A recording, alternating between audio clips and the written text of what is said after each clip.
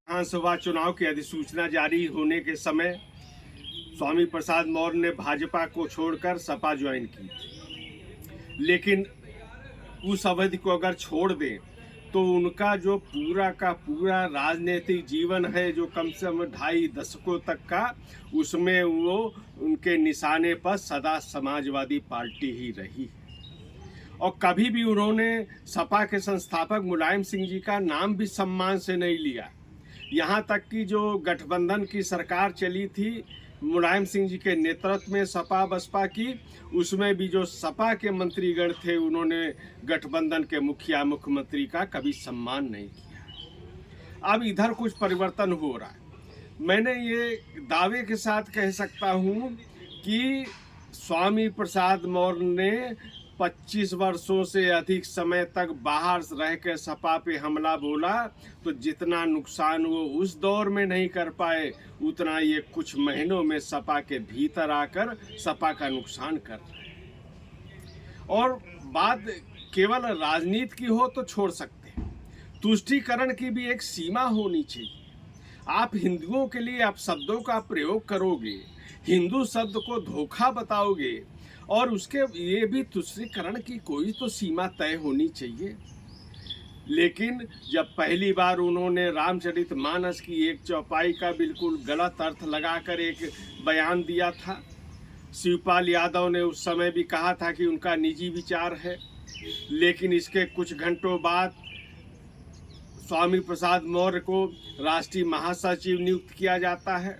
उनका मनोबल बढ़ना स्वाभाविक था, और यही वो कारण था कि जिसके कारण उनका जो मनोबल आज यहाँ तक पहुँच गया है कि समाजवादी पार्टी के लिए पूरा एक धर्म संकट उत्पन्न हो रहा है। समाजवादी पार्टी जब जब सत्ता में आई है तब तब हिंदुओं का भी उसमें योगदान बहुत रहा है।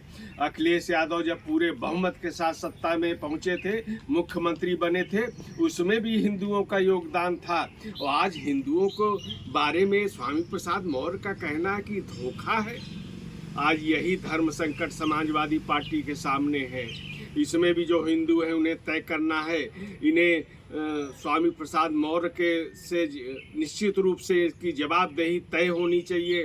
कुछ लोगों ने विरोध किया भी है समाजवादी पार्टी में, लेकिन हाई कमान के स्तर पे जिस तरह की प्रतिक्रिया आनी चाहिए थी वो नहीं आई है। और इसके यही संदेह भी उत्पन्न करता है कि क्या ये अपनी मर्जी से कह रहे हैं या कोई इनका मनोबल बढ़ा रहा है।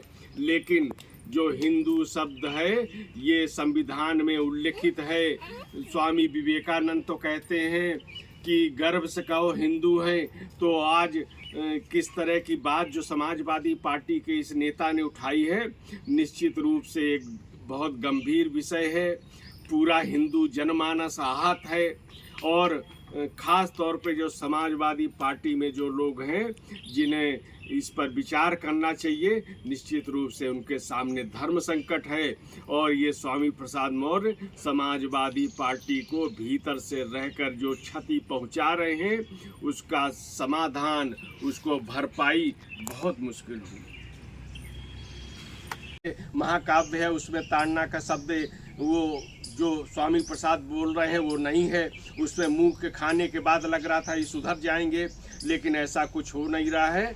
यानी और दूसरी बात, आप हिंदू धर्म को मत मानिए, आप बौद्ध हैं बने रहिए, लेकिन किसी की आस्था पे प्रहार मत करिए।